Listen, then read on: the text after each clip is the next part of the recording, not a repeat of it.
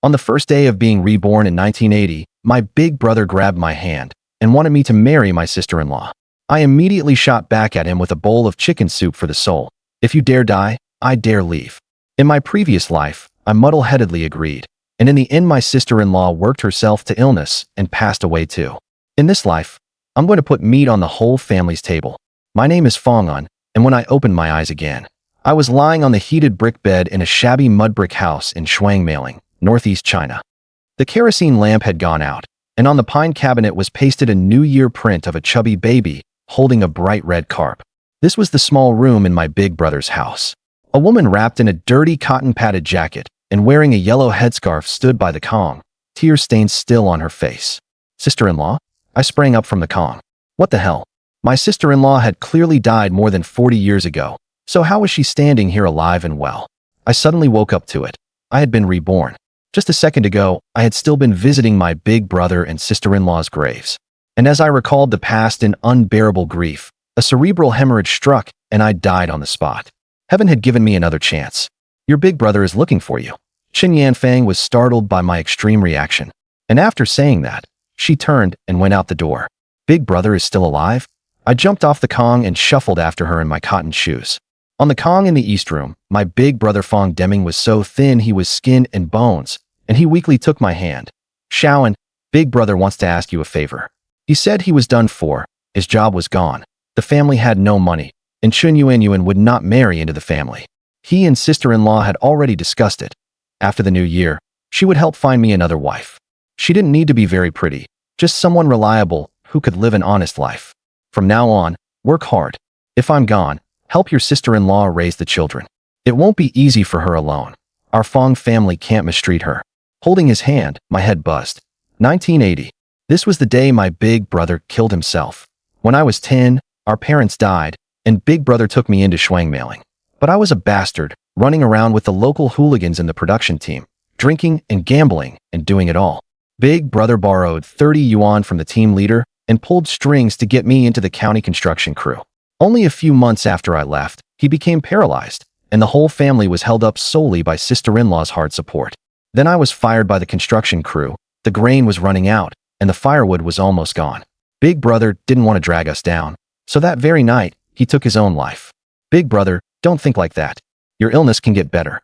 When spring comes and the weather warms up, if you eat some good food, you'll definitely recover. Shaoan, you don't understand. The harvest hasn't been good these past 2 years. My illness won't get better. Staying alive would just make me a burden. At least your sister-in-law has already paid back the 30 yuan to the team leader. Once we save up a little money, let your sister-in-law help you start a family. Live your life steadily and take good care of your sister-in-law, and then I'll be at ease. Hearing him entrust the family to me again, I immediately turned grim. In my previous life, I agreed in a muddle-headed way, and in the end I took care of no one. At the beginning of the second spring, sister-in-law fell ill from overwork and passed away as well. Now that I've lived this life over again, I absolutely can't let that happen again. Just focus on recovering. I'll find my own wife, and I'll take care of the firewood and food. If you dare leave, tomorrow I'll go back to our hometown. And I won't care about sister-in-law or the children at all. You. Big brother glared in anger. The door to the east room opened a crack, and my little nephew Fang Xiqing poked his head in and called out pitifully that he was hungry. Sister-in-law wiped away her tears and broke half a coarse flour pancake to share between the two children. Mom, I want to eat meat. I think you look like meat. A scolding voice came from outside the door. I asked big brother, didn't we raise a pig at home? Where's the meat? Your sister-in-law sold 0.25 yuan's worth to pay back the team leader, and the rest wasn't put away properly and got carried off by a wolf. If she sold it for money, why didn't she use it to get you treated? What treatment? I know my own body. I won't get better. If I leave, you and sister-in-law will be left carrying a mountain of debt. How will you live? Big brother lowered his voice, afraid sister-in-law would hear. I'm still saying the same thing. If you dare die, I dare leave. I stopped arguing with him and turned to the outer room. Sister-in-law, burn more firewood in the east room. Big brother can't catch a chill. I'm going out to get some meat, and we'll stew it when I get back. The two kids' eyes lit up instantly. Chen Yanfang stopped me. In this freezing weather, where are you going to get meat? Don't worry about it. I'll be back soon. I wrapped myself in a thick cotton-padded coat and went to the shed to dig out the dip net, picked up the large chopping knife by the door, and headed straight for Mine Shan. To the west of Shuangmailing, there was a mountain shaped like a saddle, hence the name Mineshan. After Big Brother and sister-in-law passed away in my previous life, the team leader, for Big Brother's sake, introduced me to a job in the mountains as a forest ranger. Later, after making money from the medicinal herbs in the mountains, I specifically sought out experts to ask about Big Brother's illness. Malnutrition had caused muscle atrophy and years of non-stop labor without rest. When it hurt, he paid no attention to it, until it dragged on to the point of paralysis. But whenever he had anything good to eat, he saved it all for Ying, Siqing, and me. Thinking of this made my heart feel as if it were being carved out with a knife. Luckily, heaven gave me another chance. In the Northeast, it said you can knock roe deer with a stick and scoop fish with a gourd. The mountains have no shortage of pheasants, wild rabbits, roe deer, and gazelles. First, make sure we can eat meat every day and build up his nutrition. Furs can be traded for money, and medicinal herbs can also be traded for money. With the experience from my previous life, becoming a 10,000 yuan household within a year won't be a problem. First, cure Big Brother's illness, then let Big Brother and sister-in-law enjoy an easy life. In my previous life, they took care of me the whole time. In this life, I'll support this family. But before that, I had to let my nephew and niece satisfy their cravings first. Just as I was about to head out, someone knocked on the courtyard gate. It was Zhao Shuang from the street ahead, nicknamed Air Lungzi, one of my former fairweather friends. He had a sweet tongue, calling me bro at every turn and wrapping me around his finger. He'd conned plenty of money out of me and never paid back a cent. I vaguely remembered that in my previous life, he had also come to borrow money on this very day. The family was nearly out of food, and after a few sweet words from him, I gave him money again, forcing sister-in-law to go borrow grain in the bitter cold. I've lived this life over, and you're still trying this? Borrow money from your grandpa. Yo, isn't this Brother Fang? What do you want? I stood in the doorway with a cold face. Of course I've got business with you. Come on, let's talk inside. Slurring his words, Zhao Shuang reached out to throw an arm around my shoulder. I shoved him away. Get lost. Don't be in such a hurry to go. He blocked me with a grin. You just got paid, right? Lend me 10 yuan. My mom found me a match, and I'm in a hurry to buy some things. What the hell does you getting a wife have to do with me? Come on, big bro, help your brother out. I'll pay you back double in a couple of days. As he spoke, he reached for my pocket. I smacked his hand away with a slap and kicked him, nearly sending him tumbling into the ditch. Screw you. Did I say I'd lend it to you? And you're getting handsy? Get as far away as you can, and don't fucking bother me again. After saying that, I turned and left. Lying in the snow, Zhao Shuang shouted, Fang An, if you won't lend it, then don't. But what are you putting on airs for? Believe it or not, I'll tell Qin Yuan you got fired. I was already far away. Tell Qin Yuan. In my previous life, after borrowing the money, he turned around and blabbed at the drinking table about me being fired. The next day, Qin Yuan came to break up with me. I was depressed for a long time, and sister-in-law had to support the three of us by herself, eventually collapsing from overwork and passing away. Having lived this life over, I can't wait to clear things up with that woman as soon as possible. Winter had just begun in the Northeast, with temperatures 20 or 30 degrees below zero. Carrying the chopping knife under my arm, I strode westward, faster and faster. I didn't feel cold, and I didn't feel tired. Being young is great. You're full of vigor. I scanned the roadside woodpiles closely with my eyes. After heavy snow seals off the mountains, there's nothing to eat up there, so pheasants love to hide in woodpiles and stay there all winter. At the bottom of the firewood pile on the west end, I found a fresh spot that had just been dug out. It snowed yesterday, and if a pheasant came out to forage and then burrowed back in, it was bound to leave tracks. There's a knack to catching pheasants. These things can fly, so if your hands are even a little slow, it'll get away. Normally you need wire snares, grain traps, or a big net. I had nothing, so I could only rely on the skills I learned in the mountains in my previous life. I whistled, imitating a pheasant's call. Pheasants are sensitive to the calls of their own kind, so it's easy to lure them out. After just a few calls, a little head poked out from under the firewood pile. When it saw me, it spread its wings and tried to fly. I had already gripped the scoop net tightly, and the moment I picked the right direction, I swung it over. The pheasant had barely jumped up before it was covered. I stepped on the handle, grabbed my machete, pulled it out, and slit its throat with one stroke. The pheasant flapped a few times and died. I grabbed it by the neck, picked up my gear, kicked snow over the blood to cover it, and headed home with a grin. After only a few steps, Zhao Shuang came shambling over again, shivering from the cold and practically drooling at the pheasant in my hand. Hey, that's a pretty big pheasant. Split half with me since we ran into each other. If you want to eat, catch one yourself. I went around him. Fang An, you wouldn't lend me money and you even hit me, and I'm not holding it against you. But if you won't give me half this chicken, I can't keep this mouth of mine shut. If Chen Yuan finds out you got fired, will she still marry you? I deliberately pretended to panic. You're right. So hurry up and tell her. Huh? Are you fucking sick in the head? Go sooner, it'll be dark soon. Watch out for wolves. Zhao Shuang cursed as he headed north. He hadn't gone far when a wolf howl came from the distance. He shuddered in fright, fell flat on his face, and ran off scrambling and crawling. In the snow by the roadside, a wild rabbit hopped a couple of times and vanished in the blink of an eye. Its meat can be eaten, and its hide can be sold for money. I'll make a few snares when I get home. Making a pair of gloves for Ying and Siqing wouldn't be bad either. At home, the water had long since come to a boil. Ying and Siqing were pressed against the window, staring at the gate and eagerly waiting for their little uncle to come back. Chen Yanfang was worried inside. When Zhao Shuang came by looking for him, she feared he had dragged Fang An off drinking again. A habit like that couldn't be changed in a day.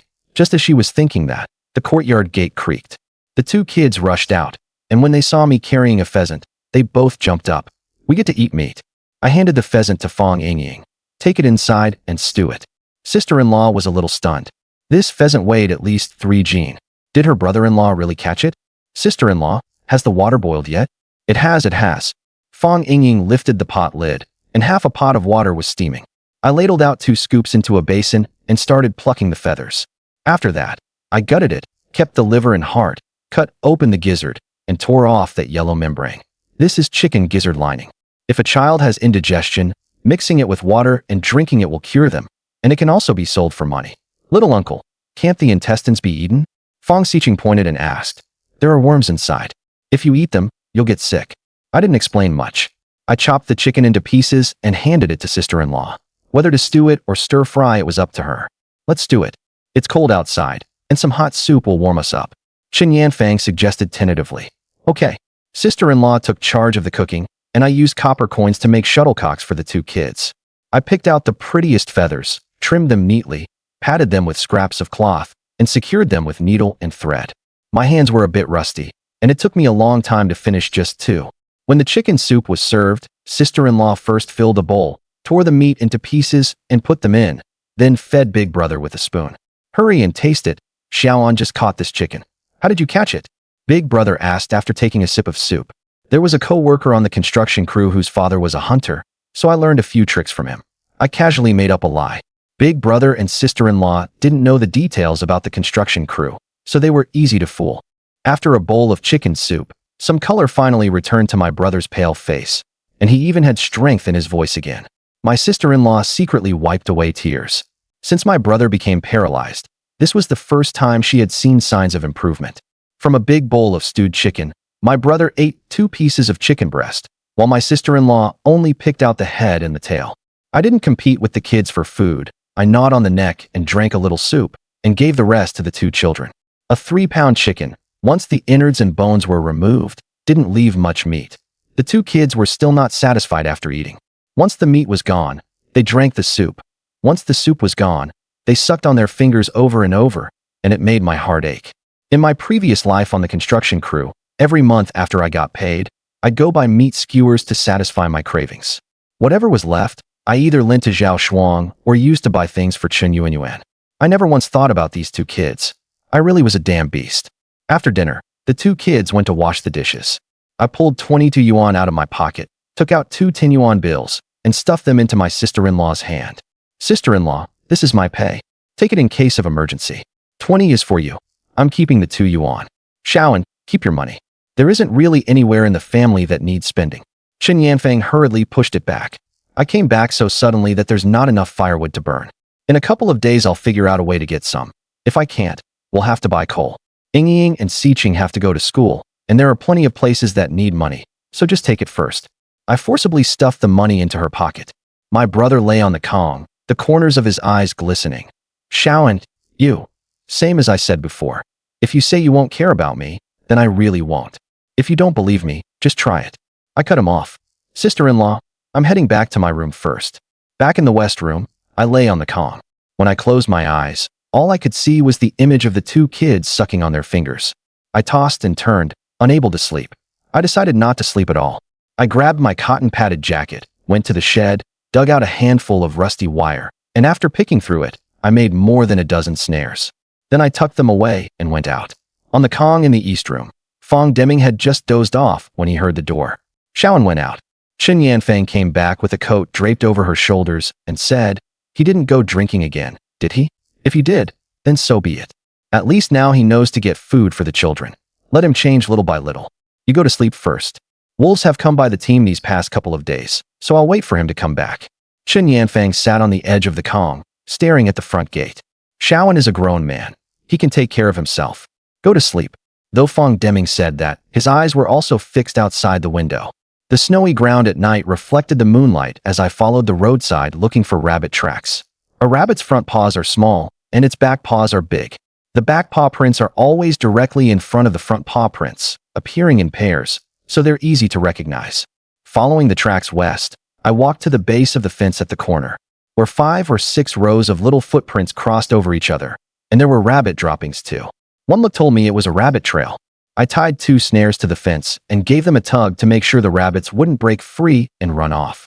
I kept setting them as I walked, and only turned back after all 13 snares were in place. When I got home, I kicked away the brick propping the door shut. The moment I stepped into the yard, I heard movement inside the house. "Xiaoan, you're back." My sister-in-law suddenly spoke up, startling me. "Sister-in-law, you're still not asleep? Wolves have come by the team these past couple of days. It's too dangerous to go out at night, so if there's nothing going on, go to sleep early." She smiled and didn't ask more, then turned and went back to the east room. I stood there at the door for a moment, but quickly understood.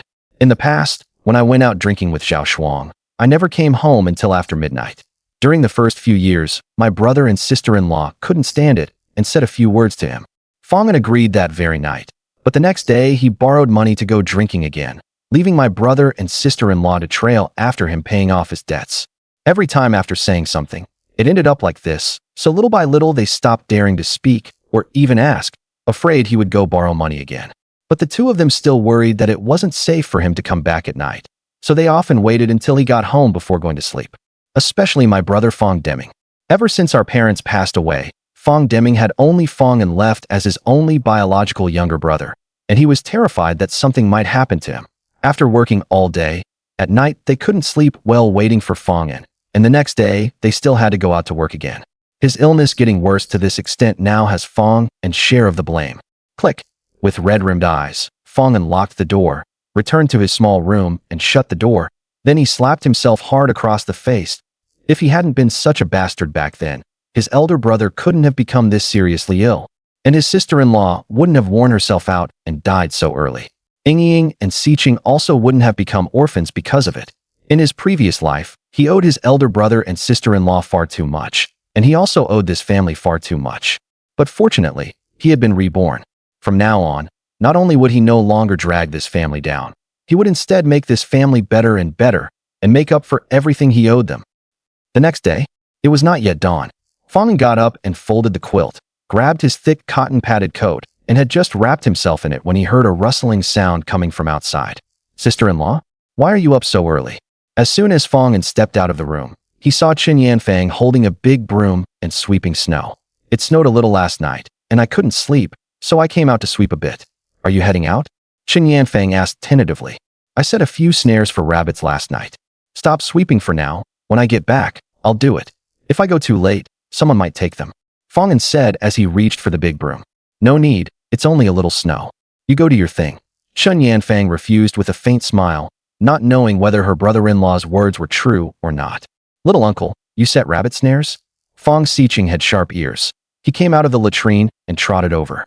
"Yeah, when I get back, we'll stew rabbit." Fang An scraped his nephew's little nose. "Then I'm going too. I want to catch rabbits too." "What are you going for?" Qin Yanfang scolded irritably. "I'm going to help little uncle catch rabbits. Rabbits run really fast. Little uncle can't catch up by himself." Fang Xiqing tilted up his little head.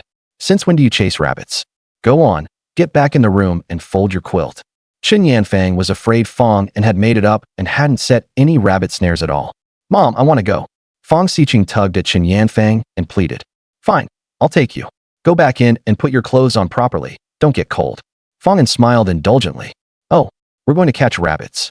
Fang Xiqing jumped high with excitement, ran back into the room, grabbed his coat, and dashed outside. Fang Xiqing, your quilt still isn't folded. Are you making me fold it for you again? Fang Yingying grabbed the feather duster and chased after him. Sis, I'm going with little uncle to catch rabbits. I'll fold it when I get back.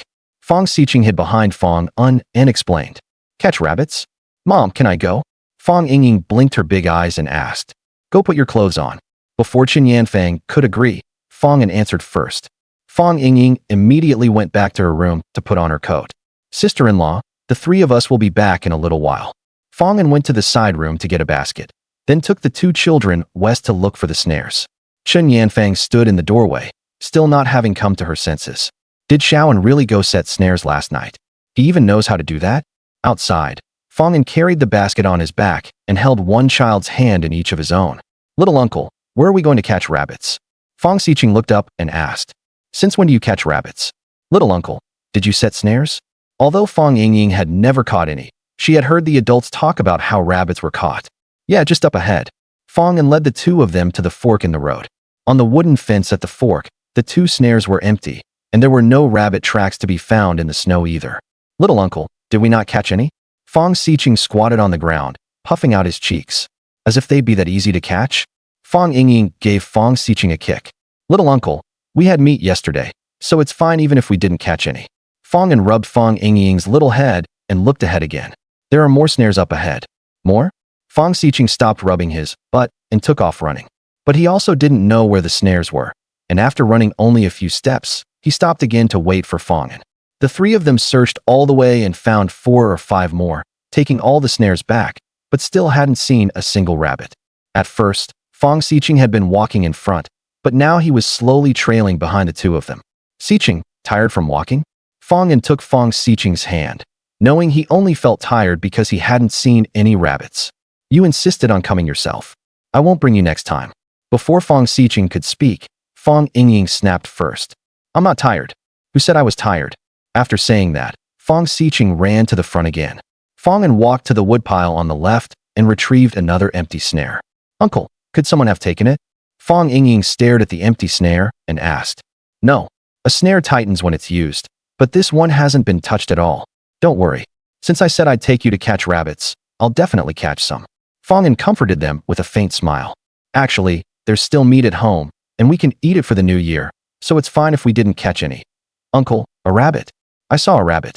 Before Fang Yingying could finish, Fang Xiqing up ahead suddenly pointed by the roadside and shouted. Where? Fang Yingying had just been about to ask when she immediately spotted it under the roadside woodpile. The rabbit was gray and struggling in the snare. Its color wasn't very dark, but it still stood out clearly against the snow. Uncle, there really is a rabbit. Fang Yingying cheered, pointing at the rabbit. Fang An ran over to the woodpile, took the rabbit off, threw it into the basket, and straightened out the snare, gripping it in his hand. This rabbit is so big, we get to eat meat again. Fang Xiqing drooled greedily as he leaned over the basket. Although Fang Yingying said nothing, the look of anticipation in her eyes had already given her away. Fang An smiled in relief. With your uncle here, not only will we have meat to eat today, from now on we'll have meat to eat every day. Really? Fang Xiqing blinked his big eyes, and when he saw Fang An nod, he jumped up high again. Keep your voice down. Don't let anyone hear. Come on, there are more up ahead. Fang An rubbed the two children's little heads and took them to look for the next one. After all, they still hadn't collected all the snares. If someone heard them and got there first to take them, that would be bad. Now that Fang Xiqing had seen a rabbit, he didn't feel tired anymore and ran ahead leading the way. In less than a few minutes, the three of them had brought back 13 snares. 1, 2, 3, 4, 5. Uncle, 5. There are 5 rabbits. Fang Xiqing counted while leaning over the basket. 2 dead, 3 alive. Standing to the side, Fang An held up 2 broken snares and gave a wry smile. None of the first 6 snares had caught anything, but all 7 of the later snares had not been empty. It's just a pity that the wire on these 2 snares had badly deteriorated and snapped, so they couldn't hold the rabbits. Otherwise, there would have been 2 more. Let's go home. When we get back, we'll stew meat to eat. Fang An hoisted the basket onto his back and led the 2 children home. The basket was woven from willow branches and was a full 1 meter deep, so the rabbits couldn't jump out. Fang Xiqing ran ahead. Fang Yingying wanted to reach out and help steady it, but Fang An refused. Meanwhile, Qin Yanfang had just returned to her room after sweeping the yard when Fang Deming called her to the east room. What did those two kids go off to do? Xiaoan said he went out last night to set snares and took the two kids to catch rabbits. Qin Yanfang took off her shoes and climbed onto the Kong, folding up the children's quilts. Catch rabbits? Fang Deming looked suspiciously toward the front gate. Since when did Xiaoan learn how? How would I know? Maybe he just took the kids out to play. Mom, rabbits? Before they had even finished talking, Fang Xiqing ran back into the yard shouting. Fang Xiqing, can't you keep your voice down? Fang Yingying scolded from behind. Fang Xiqing shrank by the doorway, not daring to make a sound. Yanfang, go out and see what's going on. When Fang Deming saw the three of them enter the yard, he patted Qin Yanfang on the arm and urged her. Qin Yanfang got off the Kong and had just stepped outside when she saw Fang An holding a chopper, was taking rabbits out of the basket, bleeding them one by one. Xiaoan, you really caught rabbits? Qin Yanfang carried her cotton shoes and shut the door. Mom, we caught them. Little uncle caught them all. We'll stew some meat to eat in a bit. Fang Xiqing stared at the rabbits and drooled. All you know is eating. Qin Yanfang scolded him and came closer. How many did you catch? 5. Mom, look, these are all the snares little uncle made. Fang Yingying pointed at the pile of wire on the ground. Qin Yanfang was dumbfounded, staring at Fang An, feeling more and more that this wasn't her own brother-in-law. Sister-in-law, is there a knife at home? The kind that's very sharp. Fang An had finished bleeding the rabbits, but hadn't gutted them yet, and turned to ask. Yes. Will a kitchen knife do? We just had old Zhang sharpen it back in early autumn. A kitchen knife. Is there a smaller one? For skinning the rabbits. Fang An added. A smaller one. I'll ask your elder brother. Qin Yanfang ran back to the east room again. Their father. Is there a smaller knife at home? Xiaoan wants to skin the rabbits. Yes, there's one in the drawer on the south side of the wardrobe. It can still be used if you get someone to sharpen it.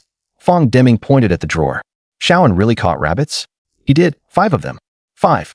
Fang Deming propped himself up, wanting to take a look, but it was too hard to move his upper body. After straining for a long time, he was sweating and still couldn't sit up. Their father, I'll bring them in for you to see in a bit. Qin Yanfang stopped him, then took the knife over to Fang An first. Xiaoan, your brother said this knife needs sharpening. I'll go find old Zhang. No need, I can do it myself. Fang An took the knife and found a large bowl. The handle of the knife was wrapped in cloth and was a little dirty. The edge wasn't chipped, and it still felt quite sharp to the touch. It just needed a simple sharpening. Once the knife was sharpened, Fang An skinned the rabbits first, then gutted them. If he gutted them first and took out the innards, the body would go limp and be harder to skin. Fortunately, he hadn't gotten rusty at this skill yet. Skinning the first one took 10 minutes, the second took less than 5, and after that he got faster and faster. Once all 5 pelts were removed, he gutted the rabbits. There's nothing special about rabbit innards. The heart, liver, spleen, and kidneys are all edible. Of course, the testicles can be eaten too. Slice them and stir-fry them, and they taste great, without any gamey smell. Xiaoan, take them in later so your brother can have a look first. He just heard you caught rabbits and wants to see, but he can't sit up yet. Qin Yanfang deliberately lowered her voice. Perfect. After gutting them, I'll go inside to wash, and the pelts need to go on the table. I'll put them there. Fang Yingying said as she ran back to the east room. After finishing the last one, Fang An rinsed the kalongzi in the bucket and put it in the porcelain basin for his sister-in-law to carry inside. Fang Xiqing picked up the 5 rolled-up rabbit pelts and followed behind Qin Yanfang. After the two left, Fang An tidied up simply, carried the bucket of dirty water outside the front gate and poured it into the drainage ditch, then went back inside. Their father, now you can take a look. Qin Yanfang smilingly placed the basin on the table. This basin was usually used for kneading dough. It wasn't exactly small or big. 2 large ones were placed at the bottom, and the remaining 3 were sticking out on top, visible at a glance. That many? Fang Deming clicked his tongue in amazement. There are pelts too. Little uncle skinned them all. Fang Xiqing set the pelts down on the Kong. Don't put them here. The Kong is still warm. If they're not placed properly, they'll spoil easily. Fang Deming urged Fang Xiqing to move them away, then reached out to feel the fur on the pelts and smiled with relief. Sister-in-law, where's the salt at home? The pelts need to be rubbed with salt. Fang An asked, setting down the bucket. I'll go get it. Fang Yingying trotted off to the kitchen. Xiaoan, how did you catch these? Did you learn it again from your co-worker's father? Fang Deming asked doubtfully. Yeah, it's just setting a few snares. His father took us to do it before. It's pretty simple. Fang An nodded repeatedly. Big brother is so thoughtful. He even came up with the excuse for me. Fang Yingying brought back the salt and handed it to Fang An. Fang An first scraped the pelts clean, then spread them flat and rubbed salt on them. After sister-in-law and the two kids washed the meat clean, he picked up the cleaver and chopped the rabbit meat into pieces. After finishing the two biggest ones, Fang An was just about to pick up the third when sister-in-law stopped him. Xiaoan, two are enough to eat. This is even more than yesterday. Chen Yanfang pointed at the big sea bowl. The two pieces of meat on top were about to fall off. It really couldn't hold any more. Ying and Xiqing are still growing. Let them eat more. If it's gone, I'll catch more. Fang An chopped up another small one, then took the remaining two outside to freeze in the snowbank, saving them for the next meal. This Xiaoan really doesn't know how to live frugally, making so much. Chen Yanfang switched to a bigger basin and put the 3 rabbits in it, filling a large basin to the brim. If Xiaoan says stew it, then stew it. He's also feeling sorry for the two kids. Fang Deming grinned. It's you two who keep clamoring every day that you want to eat meat. Chen Yanfang tapped Fang Xiqing's little head, complaining with her mouth, but her face was full of smiles as she carried the meat to the kitchen. Normally, when stewing rabbit, you first soak it in salt water to get rid of the earthy, gamey smell in the meat. But in these times, who had the leisure to fuss over that? Having meat to eat was already good enough. Once the hot water boiled, they put in the rabbit meat, added plenty of scallions and garlic to remove the odor, and then set it on the stove to start stewing. Fang Ying and Fang Xiqing waited by the pot. Fang An wasn't idle either. He went to the backyard to find some thin pieces of wood, returned to the small room to set up a rack, and hung up the salted pelts to air dry. Once this side was done, the rabbit meat outside was also finished stewing. Fang Xiqing came over and called out, and Fang An went to the east room. They had been busy all morning and only now were finally getting to eat. But no one felt tired. After all, there was meat to eat. Fang An and the two kids gnawed on rabbit meat. Chen Yanfang first ladled out a bowl of soup and, as usual, tore the meat apart to feed Fang Deming. But after just feeding him 2 or 3 bites, Chen Yanfang suddenly caught sight of someone coming into the courtyard. Who's that? Someone's here? I'll go take a look. Fang An said as he was about to get up. You eat, I'll go. Chen Yanfang put down her bowl and chopsticks and hurried out first. Fang An gazed out the window and thought. In his previous life, around this time, the news of Big Brother's suicide had spread through the production team, and quite a few people had come to visit the family. But this time, Big Brother hadn't committed suicide, so those people probably wouldn't come. Because of that, he had no idea who the visitor might be. While Fang An was still muttering to himself, sister-in-law's voice suddenly came from the courtyard. Yuan, you came to see Xiaoan, right? Wrapped in her flowered cotton-padded jacket, Chen Yuan forced out a bit of a smile and responded softly. Come on, come inside, it's cold out there. Chen Yanfang took Chen Yuan's hand and led her back inside. Xiaoan, Yuan is here.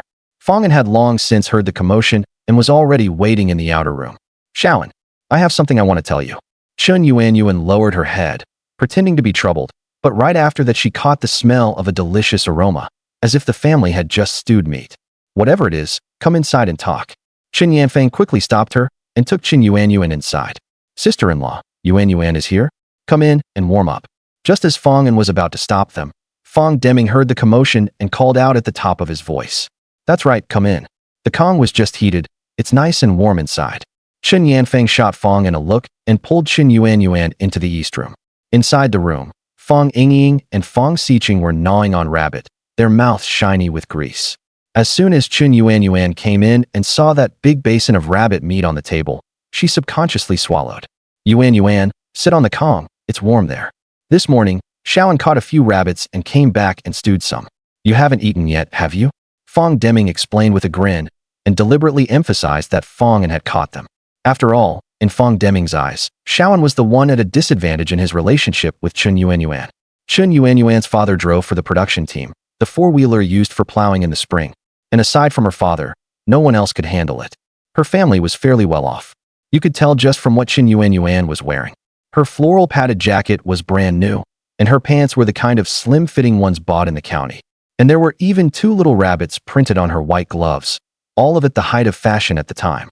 By contrast, Fang An's side was different.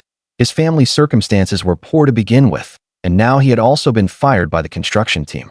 So it was impossible for Chen Yuan's father to agree to this match. But fortunately, Fang An had changed for the better. Catching pheasants and rabbits like this meant he was quite capable too. If Yuan's father found out, maybe he'd give it some more thought. Not yet. Chen Yuan replied softly. Perfect, have a couple of bites here. It just came out of the pot, and is still hot. Chen Yanfang busied herself arranging for Ying to fetch a chair.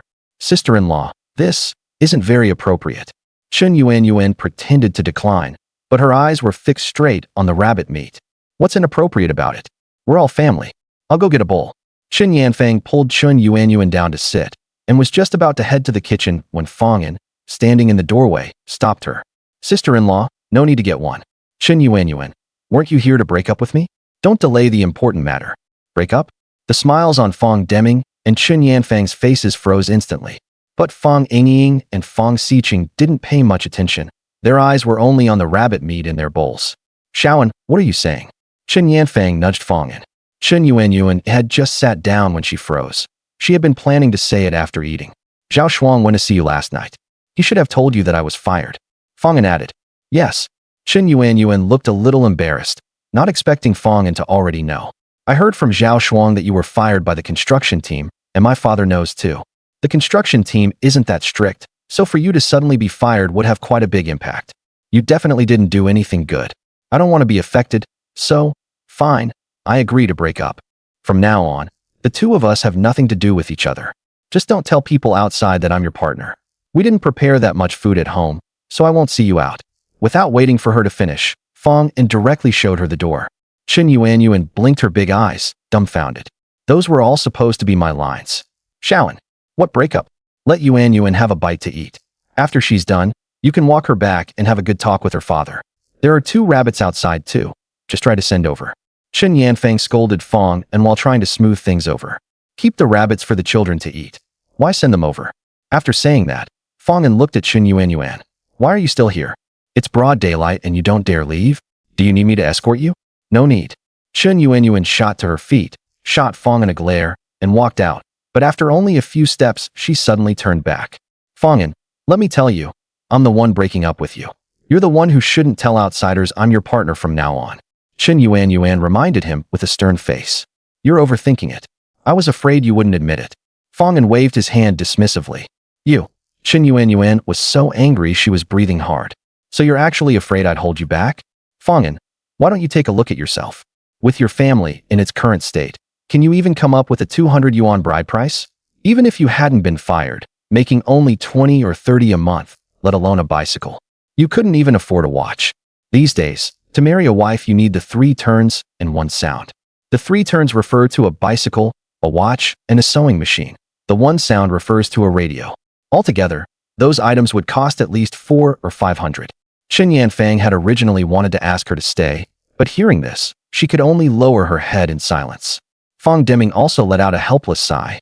However, Fang An was amused by those words instead. Since you knew that, why did you agree? Couldn't find anyone else, huh? A 200 yuan betrothal gift isn't worth it. 2 yuan is more like it. Come to think of it, I really do have 2 yuan in my pocket, but marrying you? Forget it. Just you wait. Chen Yuan angrily threw out that line and strode home. Seeing her leave, Fang An went back to the table and served soup for his older brother and sister-in-law. Xiaoan, Yuan, she. Chen Yanfang stood at the doorway, having lost her appetite too. Yuan wasn't wrong. The family's circumstances really were poor. They couldn't even afford a watch that cost a few dozen yuan, and the only 20 yuan she had was what Fang An gave her yesterday. Sister-in-law, eat. Why bring her up? Fang An smiled calmly, but Chen Yanfang was still a little worried. Xiaoan, the family really doesn't have much money. Take this 20 and buy Yuan something to coax her. See if you can think of another way. Chen Yanfang rummaged the money out of the cabinet and handed it to Fang An. Fang An couldn't help being stunned for a moment. In his previous life, his sister-in-law had never said anything like this. But thinking about it, it made sense too. In his previous life, on this day his older brother had just committed suicide, and his sister-in-law was crying her heart out, not knowing that Chen Yuan had come to break up with him. Later, the old women from the production team were gossiping about it at the village entrance, and his sister-in-law only found out when she happened to pass by and overhear them. Your sister-in-law is right. With our family's circumstances, it's not easy to get a wife either. After dinner, take the rabbit along too, and hurry up and go smooth things over. Fang Deming also joined in to persuade Fang An. Big brother, sister-in-law, you don't need to worry about this. She came to break up with me right after I got fired. Was she really planning to live a good life with me? Never mind that our family can't afford to marry her. Even if we could, I still wouldn't marry her. If we're breaking up, then we're breaking up. I'll find someone else later. Fang An filled a bowl with hot soup and handed it to Chen Yanfang, then picked up his older brother's bowl and continued serving. Fang Deming and Chen Yanfang exchanged surprised glances, not expecting Fang An to say such a thing. He used to dream of marrying Chen Yuanyuan and bringing her home.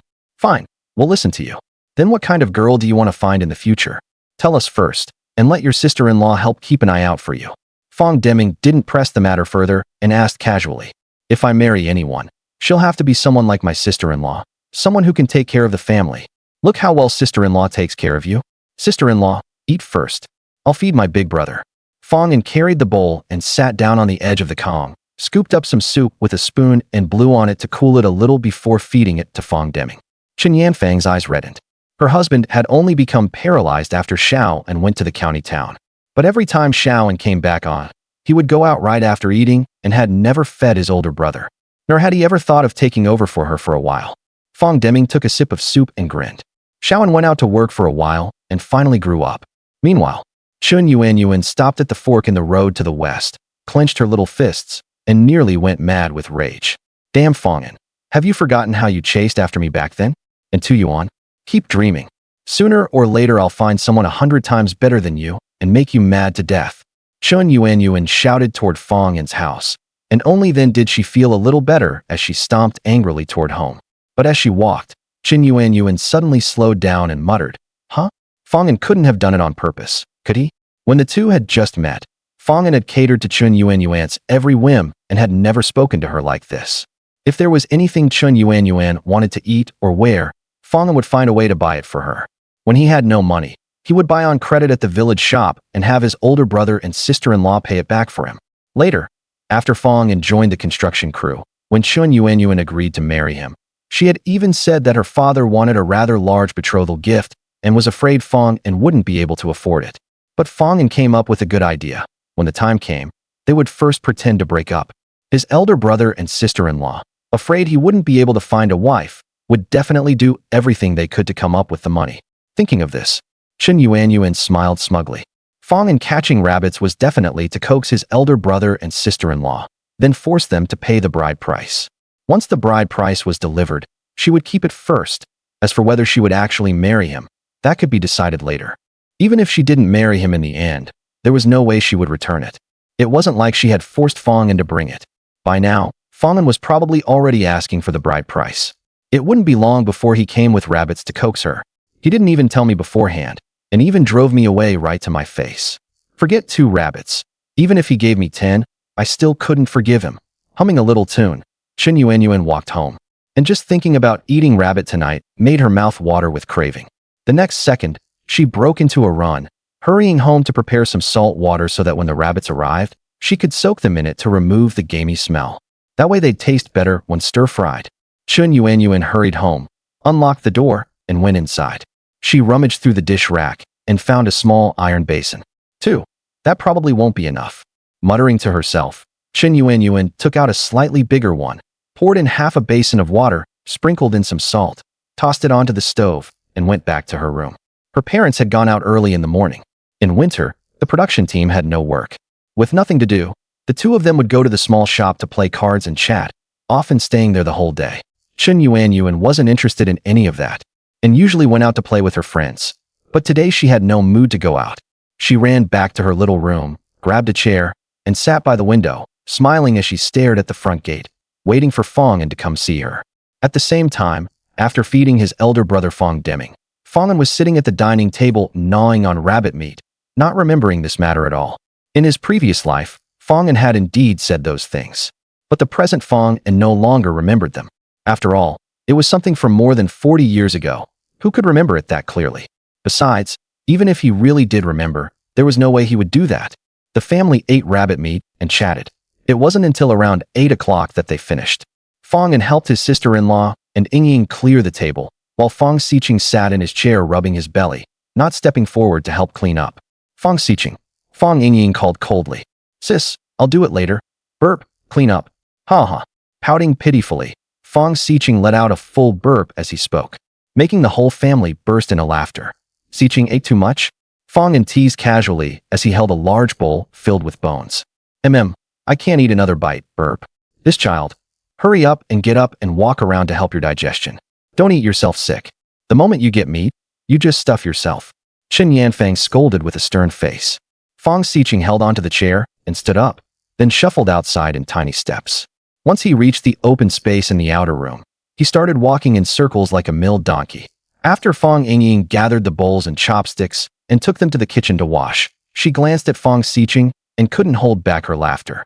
Chen Yanfang shot her a glare when she saw, then poured the remaining half basin of meat into the pot. Together with what hadn't been dished out yet, it could still fill a large basin. There was no need to cook anything new tonight. Just add some water and heat it up while warming the kong, and it would be enough to eat. After Fang An wiped the table clean and put it away, he carried the large bowl of bones and was just about to go out, but when he reached the door, he turned back. Quite a few families in the production team kept dogs at this time, but his elder brother's family had little grain. Even the people didn't have enough to eat. So how could they have the mind to keep one of those? Left with no choice, Fang An could only dump the bones into the trash can, set down the large bowl, and want to help wash up. Xiaoan, stop busying yourself and hurry back to your room to rest for a while. You came back so late last night and got up early again. Go back and catch up on some sleep. Chen Yanfang said with a cheerful smile as she stopped Fang An. In the past, Chen Yanfang would have been eager for Fang An to help out.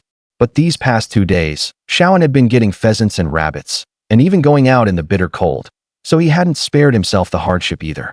And it wasn't like she and the child couldn't handle this bit of work. It's fine, I'm not sleepy. Fang An spoke honestly. After being reborn, his physical condition was much better, unlike in his previous life, when he always felt sleepy. And his physical fitness had improved a lot too. At the very least, he didn't feel cold going out late at night anymore. Listen to your sister-in-law and go get some sleep first. Fang An couldn't argue with Chen Yanfang, so he could only let his sister-in-law and Yingying keep busy there. But Fang An wasn't idle at this moment either. He wrapped himself in a thick cotton coat, went outside, and took a big broom to sweep the accumulated snow in the yard. That morning, Chen Yanfang had only swept the narrow path from the room door to the front gate, and hadn't swept the rest. It wasn't that Chen Yanfang was lazy. Mainly, there was too much work at home, so cleaning the places they walked most often saved some effort, leaving more energy for the other chores. After all, when one person is holding up the family, it's not just money and grain that have to be carefully budgeted. Even work has to be planned carefully, or else there really just isn't enough time or energy to manage it all. Looking out through the window, Chen Yanfang saw him, and smiled with relief. She put away the vegetables and coarse flatbread, then turned and went back to the east room to sweep up the crumbs that had fallen on the floor. What did Xiaoan go out to do again? Fang Deming guessed it was Fang, and as soon as he heard the door open, Yingying was washing dishes in the outer room, and lying in the east room, he could hear the sounds. That child Xiqing had eaten too much and was pacing in circles in the outer room, and he could hear him hiccuping too. During this period, Fang Deming's body couldn't move, but unintentionally, his hearing had become keen. He's out there sweeping snow. Chen Yanfang said with a beaming smile, you know, Xiaoan really has become more sensible after going out this time. This child has finally grown up. Those 30 yuan weren't wasted. Fang Deming couldn't stop nodding. But at the mention of those 30 yuan, Chen Yanfang's movements suddenly paused. She leaned close to her husband and muttered in a low voice, hey, tell me, if Xiaoan has become so sensible, how could the construction team have fired him? Yuan said he hadn't done anything good, but what could he himself have done? Even if he drank a little and played some cards, that shouldn't have gotten him fired, right? Fang Deming frowned when he heard this. Yesterday, right after Fang An came back, Fang Deming had asked him what happened. But Fang An hemmed and hawed for a long time without saying anything, then turned around and went back to his room to sleep. After waking up, he ran off to catch pheasants. What did Old Yang say? Fang Deming asked in a low voice. Old Yang said he didn't know either, and when he asked the construction team, they didn't reply. After Fang An fell asleep, Chen Yanfang had specially gone to ask Old Yang, but she hadn't gotten any news either. How about asking Xiaoan again? We don't know what's going on over there, and we didn't ask before. Forget it. If he could say it, he would have said it already. It's probably something he doesn't want to tell us. Or maybe he doesn't know what happened either. Let's talk about it later. It's pretty good that he's sensible now. At the very least, he can help you with some work. Otherwise, life would really be hard. Fang Deming sighed. Yesterday, he had even planned to kill himself, thinking it would save the family some rations. Once the production team started work after the new year, Xiaoan and his sister-in-law could do a bit more work, and life would gradually get better. But that little bastard Fang An insisted that if he died, he just wouldn't care anymore. His wife with 2 children, a widow and orphans, would definitely be bullied. How could they go on living then? Don't go thinking such nonsense for no reason. Now that Xiaoan has changed for the better, the family's grain may not be enough, but he can go out and get food. So no matter what, they can make it through this new year. Once the production team starts work next year, as long as Xiaoan can work, they'll be able to get life back on track one way or another. Chen Yanfang persuaded him with reddened eyes. But Fang Deming just stared at the newspaper-pasted ceiling without saying a word. Chen Yanfang secretly wiped away a tear and didn't press further. She picked up the broom and continued sweeping the debris on the ground. Chen Yanfang had already sensed yesterday that her husband wanted to kill himself, but no matter how long she tried to talk him out of it, she couldn't. If Xiaoan hadn't said those things, she really wouldn't have been able to stop him. At this moment, Fang Deming gave no response, and she couldn't figure out what he meant, but at least one thing was certain.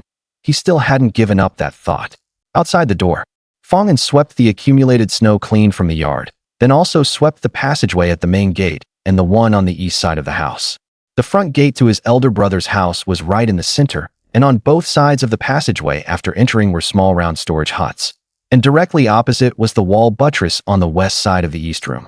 A lean-to greenhouse had been built on the open ground east of the house. Inside were 2 pens, one for pigs and one for chickens. Normally there was no shortage of meat in winter, but this summer the chickens got sick, and before autumn arrived they were all gone, long since stewed by his sister-in-law. Further north of this cold shed was the latrine, with piles of coal briquettes and stacked firewood beside it. After finishing sweeping the snow, Fang An leaned against the wood of the cold shed to catch his breath. Looking at the dozen or so dry branches left in the firewood pile, he put away the big broom and went inside. Elder brother. As soon as Fang An entered the east room, he saw his sister-in-law wiping away tears. When he turned and saw his elder brother's expression, he guessed the reason. Xiaoan, what's up? Fang Deming asked curiously. I'm thinking of borrowing a cart from the production team and asking how much it costs now. Fang An sat on the edge of the Kong and didn't say much more. He had tried to persuade him yesterday, but it was useless. His elder brother was simply a stubborn old mule. Better get the family sorted out first. Once there's no shortage of grain or money at home, then try persuading elder brother to kill himself and see whether he'd still do it then. What do you need to borrow a cart for? Chen Yanfang asked in confusion.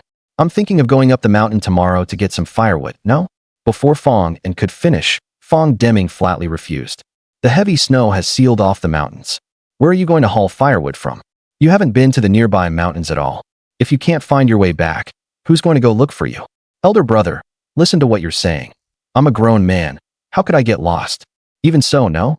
Even if you can find the way, there's everything in those mountains. What if you run into wolves? Not just you. Even when I could still walk, I didn't dare go. Fang Deming scolded him with a stern face. The kid has become sensible, sure, but how is he still this reckless? He dares to go anywhere, damn it. Fang An muttered to himself when he heard that. In his previous life, when he lived in the mountains as a forest ranger, he had never been afraid of wolves. If one came, he'd kill one. If 2 came, he'd kill the pair. But back then, he had a hunting rifle in his hands. Now he didn't dare act rashly. Come to think of it, it would be great if he had a gun. Creak. Just as he was muttering to himself here, the door suddenly made a sound. Uncle Yen. Fang Ying's voice came from the outer room. Ying, wash the dishes. The moment Fang An heard that voice, he immediately got an idea. Wasn't this old cripple Yen, the veteran hunter from the production team? Brother Yen, shall we came too? Before Chen Yanfang could go out to receive them, Yen Jinshan had already entered the east room on his crutch, bringing his daughter, Yen Xiaowei, with him. I came to see Deming. Supporting himself on his crutch, Yen Jinshan slowly walked over and sat down beside Fang Deming. Aunt Fang, one of our hens laid 2 eggs at home. My dad said to bring them over for you, and Uncle Fang to build up your strength. Wrapped in a big black cotton-padded coat, with a ponytail, and a faint smile on her fair face, Yen Xiaowei took out 2 eggs from each of her left and right pockets and handed them to Chen Yanfang. Brother Yen, what are you doing? In the dead of winter, hens hardly lay any eggs. Hey, just take them. Even if they hardly lay, they still lay. Tomorrow I won't bring any for you. Yen Jinshan waved his hand, then turned to Fang Deming. So how are you? Can you move? After the new year, I'm still waiting to go catch fish with you. In my condition, what fish am I going to catch? Fang Deming said with a bitter smile. To the east of Shuangma Ridge, there was a river called the Lynx River. Before Fang Deming became paralyzed, whenever production work wasn't too busy, he often went fishing with old buddies like Yin Jianshan, and after coming back from fishing they'd have a few drinks. The Shelly River isn't very deep, only 2 or 3 meters, but there are quite a lot of fish in it. Last year Fang Deming even caught a big carp weighing 5 or 6 jin, and they stewed it that very night. Of course, when luck was bad, they could only catch a few small fish. They weren't enough to stew, but pan-frying them after coming back was still pretty fragrant. Even if you can't catch them, can't you still eat them? If you don't go, I'll throw you into the water, and after catching the fish I'll fish you back out. You, honestly. The 2 old brothers joked around. Chen Yanfang put away the eggs and got Yin Shaohui a chair. Shaoan, what are you spacing out for? Say hello. Fang Deming turned his head and complained. Actually, it wasn't that Fang An didn't want to greet them. It was just that he was busy figuring out how to ask lame Yin for his hunting rifle. Uncle Yin. Fang An greeted him with a grin. What uncle are you calling? Fang Deming scolded. Look at your memory. When Shaoan first came, didn't he always go out and play with Shaohui and the others, a whole bunch of them? They all got along pretty well, and each called the other whatever they liked. Chen Yanfang explained, but when she brought this up she suddenly looked at Yin Shaohui, her eyes instantly lighting up. Yin Shaohui glanced at Fang An and said nothing. Yin Jianshan merely nodded too, paying Fang An no mind at all. Fang An had been in Shuangma Ridge for more than 10 years. What kind of person he was, they both knew perfectly well. He never missed drinking and playing cards, and didn't do any work at home at all. When Yin Jianshan had just come in, he had even seen Fang Ying washing dishes, while this Fang An was sitting right here without even offering to help his niece with some work. If it weren't for Fang Deming's sake, Yin Jianshan wouldn't even want to acknowledge being called uncle. By the way, old Yin, can we still go up West Mountain now? Remembering that Shaoan wanted to go up the mountain, Fang Deming hurriedly asked. With legs like yours, you still want to go up the mountain? Don't go dying there. Yin Jianshan replied irritably. Not me. There's not much firewood left at home, and Shaoan said he wanted to go up the mountain to get some. Fang Deming pointed at Fang An. You, want to go up the mountain? Yin Jianshan looked Fang An up and down. Yeah, coal is pretty expensive at this time, so I thought I'd look for some dry branches and the like. Fang An nodded. That doesn't sound right, Deming. Didn't you say your family had enough firewood to burn? Before winter, didn't old Lu say he'd get some for you? Why didn't you ask for more? Yin Jianshan pressed. Old Lu was the production team's captain, and he was on very good terms with both Fang Deming and Yin Jianshan. Around the start of winter, old Lu really had brought up this matter, wanting to share over some dry branches his family had gathered, and, afraid Fang Deming wouldn't agree, he had even specifically said Fang Deming could pay him back after recovering next year. But at the time, no one had expected Fang An to come back. If old Lu was going to bring over his family's supply, how could I possibly take that? No, at the time the family really did have enough firewood to burn. The main thing is, I got fired, so no matter how many kangs there were, it still wasn't enough. Fang Deming didn't mention Fang An's situation, but Fang An brought it up himself. Shaoan. Chen Yanfang signaled with her eyes, staring closely at Yin Shaohui's reaction. Yin Jianshan looked at Fang An with a cold face, then softened a little the next second. In this day and age, what decent person gets fired by a construction crew? He must have committed some kind of principled offense. Fortunately, Fang An could admit it himself and take responsibility for what he did. But thinking about it carefully, this sure as hell wasn't anything honorable either. You think admitting it and taking responsibility makes you look good? But what could Yin Jianshan, an outsider, really say? His surname wasn't Fang. The mountain is sealed off by heavy snow now, and if you know the way you can still go up. But there are a lot of wild animals in the mountains, so if you can avoid going, don't go. How about this? Uncle Yin, why don't you lend me your gun? If I shoot a wolf, I'll give you half when I get back. Before Yin Jianshan could finish speaking, Fang An probed with a question. These days, every household was short on meat. Lame Yin was the team's old hunter, and for 3 generations his family had hunted around here. Logically, his family shouldn't have lacked meat, but when Yin the Lame was young, he ran into a tiger in the mountains. While firing his gun and fleeing, he wasn't paying attention and fell into a gully, breaking his leg. From then on, Yin the Lame's family had no more meat, and like everyone else, he could only earn work points. Later, when Yin Shaohui was born, everyone in the production team thought she would learn hunting from her father. After all, in those days women could hold up half the sky, so being a girl was no big deal. If she learned the skill, she could still hunt. But Yin the Lame expressly forbade Yin Shaohui from touching a gun, let alone going hunting. He wouldn't even let her go into the mountains to gather wild vegetables, afraid something might happen to the child there. However, after Fang An settled in Minshan in his previous life, he once heard villagers who went into the mountains say that Yin the Lame seemed to have come down with some illness. To treat her father's illness, Yin Xiaowei took a hunting rifle into the mountains. It was the girl's first time going, and she didn't understand anything. Before she had gone very far, she was bitten to death by wolves. If old Lu hadn't brought people up in time to search, a few minutes later, and they probably wouldn't even have been able to find the body. But then again, Fang An had asked Yin the Lame to borrow his gun, and going up the mountain alone to take that risk was truly staking his life on it. If he managed to get something and split half of it, that was already quite generous. However, as soon as Yin Jinshan heard he wanted to borrow a gun, his face immediately darkened. Borrow a gun? What's a kid hunting wolves for? If you run into one, it'll eat you. Not lending it. Uncle Yin, it's not that serious, meat. Half of it. Fang An said while gesturing, refusing to believe the grumpy old man wouldn't take the bait. Go, go, go. I said I'm not lending it. Borrow it wherever you want. Deming, keep a better eye on your kid. Yin Jinshan turned his head away and wouldn't even look. Uncle Yin, Shaoan. Fang An still wanted to persuade him, but his older brother stopped him. Old Yin is right. You've never even been up the mountain, so what do you need a gun for? Enough. I'm not going to keep talking with you about this. If you don't have enough firewood, come take some from my place. Come on, let's go home. Yin Jinshan grabbed his cane and headed out. Brother Old Yin, stay a little longer. Chen Yanfeng quickly urged him to stay. No, I'm not staying. There's still work to do at home. I'll come another day. Uncle Yin, I mean it. Whatever I get, I'll share. Fang An still refused to give up. Yin Jinshan hurriedly quickened his pace, pulling Yin Xiaowei along as he headed home without even turning his head. Xiaowei, come play at our house another day? Chen Yanfeng called toward the doorway. Only after seeing the two walk far away did she take Fang An back inside. Shaoan, honestly, why were you trying to borrow his hunting rifle? As soon as the two returned to the east room, Fang Deming complained with a bitter smile. Aren't you and sister-in-law worried it's dangerous for me to go up the mountain? With a gun, if I shoot a wolf, we'd even have meat to eat. Uncle Yan's family hasn't had meat for a long time either. Fang An sighed, truly unable to understand why Yin the Lame refused to lend it. Actually, Old Yin is a pretty straightforward person, but the problem is that what you wanted to borrow just won't do. He has only two treasures in his family.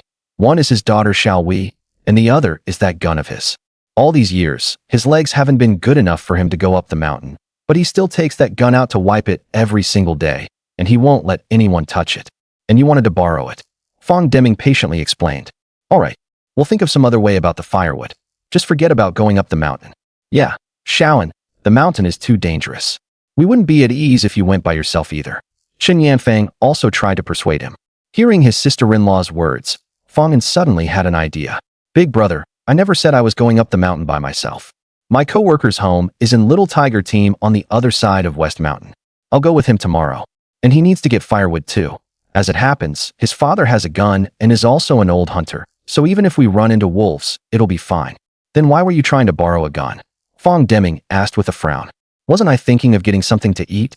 Even if he hunted something, he wouldn't just give it to me, right? Fang An casually made up an excuse. Only then did Fang Deming nod with relief. If someone's going with you, then that's fine. But it won't be easy to borrow the production team's horse cart. My relationship with old Lu is pretty good, but I can't go empty-handed. Take those two rabbits with you. Absolutely not. The rabbits are for the kids to eat. Fang An refused decisively, muttering as he looked out the window. Come to think of it, in broad daylight it's hard to get anything. If only there were a gun, wouldn't it be fine to go up the mountain and hunt something? But I haven't heard of anyone around here having a hunting rifle. No, I've got to get Yin the Lame's hunting rifle sooner rather than later. It's a waste leaving it in his hands. Shaoan, listen to your big brother. After finishing the sweeping, Chen Yanfeng also joined in to persuade him. There's nothing much at home we can offer. Send the rabbits over. We've already been eating meat for 2 days. Can we eat it every day? In truth, Chen Yanfeng also wanted to keep them. What mother wouldn't want her children to eat more good food? But borrowing a horse cart to haul firewood is serious business. We can't very well reach the coldest days of winter with nothing to burn. Missing a couple meals of meat over this is no big deal. We won't go hungry anyway. No, we agreed to save them for the kids. I'll see if I can take something else. Saying this, Fang An was about to head to the side room to see what other tools the family had. There's no way to get that hunting rifle anytime soon, so going up the mountain to hunt is pretty unlikely. In broad daylight, you can't catch pheasants or rabbits either, so I'll have to think of some other food. Shaoan, Stop racking your brain over it. Fang Deming raised a hand to stop him. You don't know the situation in our production team. At most, there are only 3 vehicles, 1 four-wheeler, 2 horse carts, plus 2 mules, and 1 donkey. If you're going into the mountains to haul firewood, you'd at least have to borrow a mule. But in recent years, the team has had quite a lot of land, and 1 four-wheeler isn't enough to handle it. During spring plowing and autumn harvest, they all have to use the mules too. Everyone in the team knows it, and dozens of eyes are watching. If you don't bring something decent, it'll be hard for old Lu too. After all, the horse cart belongs to the team, not to old Lu himself. Fang Deming explained patiently. In the Northeast, there are a lot of mules, and most of them are horse mules. Mules are hybrids of horses and donkeys, and there are only 2 kinds in total. The ones born from a mare are called horse mules, and the ones born from a female donkey are called donkey mules.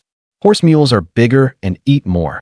Donkey mules are smaller and eat less, but donkey mules aren't as strong as horse mules, though their endurance is much better. And for ordinary hauling, they're better than horse mules.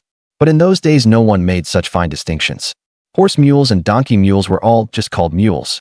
As long as it's a mule, it has better endurance than a horse and more strength than a donkey. An all-rounder, basically. Chen Yanfang found this difficult too after hearing it. If the cart belonged to old Lu, then borrowing it for a day first and repaying the favor slowly later would be no big deal. But if you're borrowing the team's cart, then old Lu isn't just old Lu anymore, but Captain Lu. When asking someone for a favor, how can you have them do the favor first and repay it afterward? That's exactly where the difficulty lies. Of course, the main thing was that Xiao An didn't want to send the rabbits over. But in the end, wasn't it all because of that brat Fang Xiqing? If he hadn't been clamoring for meat every day, would Xiao An have been so reluctant to part with them? Big brother, even if this cart didn't belong to the team, it still wouldn't be easy for us to borrow it empty-handed. You and sister-in-law don't need to worry about this. I'll think of a way. Fang An wrapped himself in his thick cotton coat and went to the side room. Yanfang, go see what Xiao An is getting up to. Don't let him just scrape something together and take it over there. Fang Deming urged as he looked out the window. That won't do. Xiao An grew up after going out for a while. He can't do that. Let's wait and see first. If it really doesn't work out, tonight I'll learn from Xiao An how to set snares and see if we can catch a few more rabbits, pheasants, or something. Chen Yanfang wiped down the cabinet, took off her slippers, and climbed onto the Kong, helped Fang Deming turn over, then took a towel and wiped him down, crouching beside him to massage him a little. Ever since Fang Deming became paralyzed, Chen Yanfang had learned this skill from Dr. Shun in the team. Although it couldn't prevent Fang Deming from developing bed sores, it could at least ease some of the pain and keep them from forming so quickly. Meanwhile, Fang An searched the side room several times over and still couldn't find anything usable. Aside from the wire dip net and machete used the past 2 days, the rest were just iron picks, hoes, and 4-tine forks, all things normally used for yard work and farm labor. Using this stuff to hunt for food? What a joke. Fang An muttered as he walked out the door, heading toward the outhouse to take a leak. But before he finished, he casually caught sight of an iron spike standing by the outhouse. This iron spike was made of iron, with a thin pointed tip that could break ice.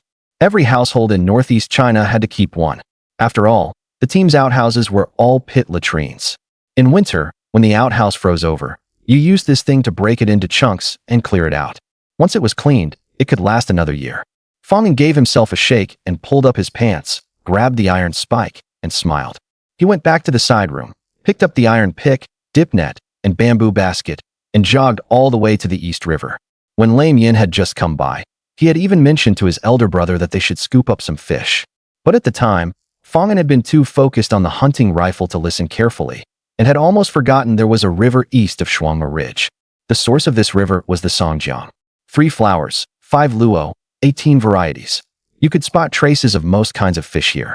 Fang An set down the bamboo basket and, following memories from his previous life, found a deeper spot and started chopping. The shallow parts of the East River were 2 or 3 meters deep, while the deeper parts were 4 or 5 meters. After leaving Shuangma Ridge in his previous life, Fang An had hardly come here. Later, when he returned to help develop the village, this river was already completely ruined. The 2 villages upstream had treated the riverside like a garbage dump, and the river water became polluted. All the fish in it were gone. Logically, Fang An shouldn't have known much about this place. But in his previous life, when he used to fool around with Zhao Shuang and the others, every summer Fang An would come to the river to take a bath and catch some fish. It was just that every time he caught fish, he roasted them on the spot and ate them, never thinking of bringing a few home. Fang An sighed and kept chiseling. There wasn't much technique to chopping an ice hole. As long as you had the strength, you could do it. First, find a flat spot and clear away the snow. Then check whether there were any cracks nearby or places where the ice was too thin. You absolutely couldn't touch either of those. If the ice cracked and you fell in, there was a 99% chance you wouldn't get back out. Once he made sure the area was safe, he took the iron spike and drove it downward, knocking out an opening and then widening it. Once it was enlarged enough, he used the dip net to scoop out the floating ice on top, and the ice hole was finished. But while it sounded easy enough, it was exhausting in practice. Just chiseling out one ice hole took Fang An more than 40 minutes. By the time he scooped out the floating ice and finished setting it up, Fang An was already sweating all over, leaning against a nearby tree trunk and gasping for breath, looking at the ice hole with a bitter smile. This was only because it was the 1980s. In the modern era of later generations, who would still need to chisel by hand, spend a few hundred yuan on an ice auger, and in 40 minutes it could drill more than 10 ice holes, and that was considered slow. After resting for a while and catching his breath, Fang An still leaned against the tree and didn't rush to start scooping. In winter, when the river's surface froze over, the fish in the river were all short of oxygen, but these fish weren't immortals. It would still take them some time to find the opening. Using that time, Fang An gathered some dry grass and branches and lit a fire, sitting beside it to warm up a little. He had just worked up a sweat, and the undershirt beneath was soaked through. If he didn't warm himself by the fire, it would be easy to freeze and catch a cold. Even though his physical condition had improved a lot after being reborn, the body was still the capital of revolution, so he couldn't abuse it like that. Fortunately, after sitting there for more than 10 minutes, his body warmed up. Fang An picked up the dip net and crept over lightly, but after carefully looking around, he didn't notice any movement. He was just muttering to himself about whether he should make another hole, when right after that, a dark shadow suddenly swam over on the water's surface. Fang An tightened both hands on the dip net and slowly lowered it. Once the net sank into the water, he abruptly swept it in a circle and then scooped upward. Fang An could clearly feel the net was a bit heavy, and he leaned backward to use the force. Splash! The instant the dip net came up, Fang An fell straight onto his butt. But Fang An had no mind to rub his backside and hurriedly climbed up to check. Scattered across the ice were 5 small crucian carp, only about palm length, barely enough to make do if fried. But the weight of those 5 was obviously not enough. Even in the water, they shouldn't have been that hard to lift. Fang An looked up into the distance and suddenly noticed a dark shadow bouncing around in the snow. When he got closer, he saw it was actually a big carp over 30 centimeters long. Heh! Fang An immediately laughed out loud, grabbed it by the gills, and tossed it into the bamboo basket with a backhand throw. He hadn't expected to get a big one on the first net, but 1 carp was nowhere near enough. He had to get at least 2. Fang An rubbed his hands eagerly, squatted on the ice with the dip net, and scooped up whenever he saw a dark shadow. Before long, there were already 13 small crucian carp, 8 bullhead fish, 1 big carp measuring 33 centimeters, and 1 big grass carp over 20 centimeters in the bamboo basket. As for the dozen or so small ones left, Fang An didn't know what species they were, though they looked like gaff-topsail catfish. In his previous life, Fang An didn't care much for fish, so he didn't know much about them. He only remembered a kind of fish called 3-scale carp. The scientific name for 3-scale carp is mirror carp. This kind of fish doesn't have many scales or many bones. Not only is it easy to clean, it's also more convenient to eat. However, in the early 1980s, this kind of fish hadn't been introduced yet. At the very least, he'd have to wait another 2 years. Fang An hauled up another big netful, without even looking to see what kinds of fish were in it. He picked them up, tossed them into the basket, and kept scooping. In the blink of an eye, an hour had passed, and even the firewood by the river had gone out. But not only did Fang An not feel tired, he became more and more energized the more he scooped. Before he knew it, another big carp nearly 30 centimeters long had been added to the basket. At a glance, he could also see 5 or 6 white minnows about 10 centimeters long. And as for those little crucian carp and gaff-topsail catfish, there were already too many to count. Just these alone were enough, whether for giving away or eating at home. But Fang An still didn't stop. He kept both hands on the dip net and continued watching. Achoo! Suddenly, Fang An sneezed and came to his senses. Only then did he feel a bit cold, and he hurriedly put away the dip net, turning his head to look at the fish in the basket. Fang An suddenly understood why those fishing guys could sit for a whole day. The old saying was right. Fish carry a fire on them. You never feel tired no matter how much you catch, and the more you catch, the more addictive it gets. Fang An put away the dip net and pickaxe, then turned and saw another dark shadow in the water. But no matter what, he wasn't going to scoop anymore. He picked up chunks of snow and threw them into the ice hole. This was something he had seen online in his later life. He'd heard that if you covered the ice hole with snow, it wouldn't freeze solid. Then the next time he came, he could break it open with just a couple of taps. But Fang An wasn't sure whether it would really work, so he'd find out next time he came. After covering the ice hole, Fang An hoisted the basket onto his back, picked up the dip net, iron rod, and pickaxe, and strode home. When he was tidying up in the morning, he remembered there was still a basin of rabbit meat in the pot, which should be enough for lunch. But with Ying and Siqing's appetites, there probably wouldn't be much left after they finished it. Just right. Now that he'd caught fish, they could go back and make fish stew for dinner. As for the family's original 2 meals a day, starting today, it would be changed to 3. Even in winter, when there was no work, they still had to eat 3 meals a day. They couldn't let the 2 kids go hungry. Meanwhile, after wiping down Fang Deming and massaging him a bit, Qin Yanfang took out the wires they had used last night from the side room and was studying them with the 2 children. "Mom, that's not right. Look, the one uncle made is a slipknot. It can move back and forth." Fang Ying explained while holding the snare that hadn't caught the rabbit. Qin Yanfang glanced at it, used pliers to undo it, and redid it. "Mom, where did Uncle go?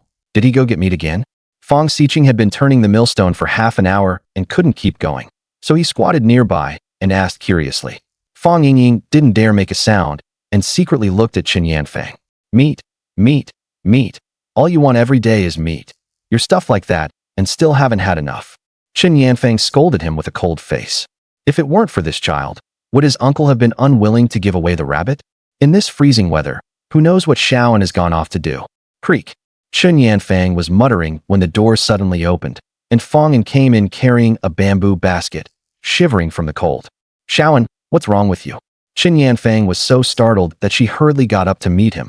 There was already one paralyzed person in the family. They absolutely couldn't let Shao An get frozen sick too. "I got some fish."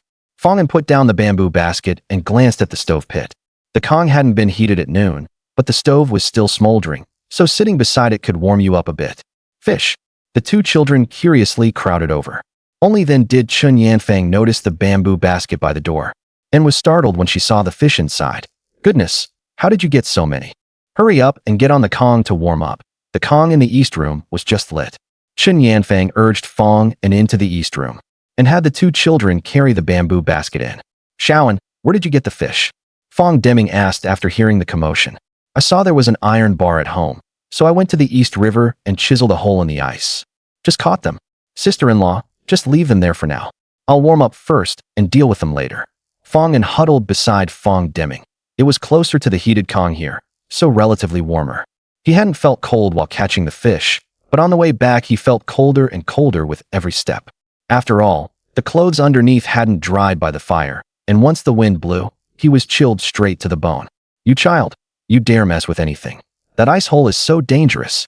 Old Yang at the east end, didn't he fall into an ice hole the year before last? They still haven't found him to this day. Qin Yanfang stared at the fish in the basket and complained. "It's fine, I was careful and stayed far back." Fang An sat on the edge of the Kong and grinned foolishly. Days with family caring about you were better, after all.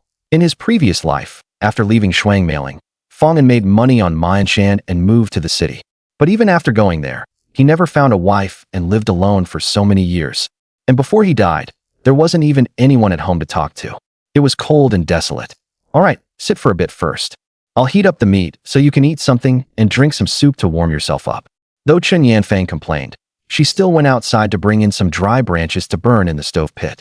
Fang An hadn't sat for long before he recovered a little, then set up the table and began cleaning those fish. With fish, you first scrape off the scales, then gut them, dig out the innards, and pick through them a bit. Things like the fish maw and fish fat could be eaten. As for the intestines and such, Fang An couldn't be bothered to wash them, so he simply threw them all into the trash can. "Shao An, why did you throw it all away? Keep these fish scales to make aspic, and the intestines can be eaten too." Qin Yanfang picked up a few pieces from the table and put them into a bowl, just about to help clean the intestines. "Sister-in-law, there's so much meat here. That ice hole can still be used. Once we've eaten it all, I'll go catch more. Just don't keep the intestines. What if they have parasites and make us sick?" After hearing that, Qin Yanfang gave up on dealing with them, but she still felt it was a pity looking at those things. Shaoan, are there quite a lot of fish in the East River? Fang Deming asked curiously. A lot. After going there and chiseling an ice hole, I only fished for a little over an hour. Fang An tilted the bamboo basket for his elder brother to see. So many?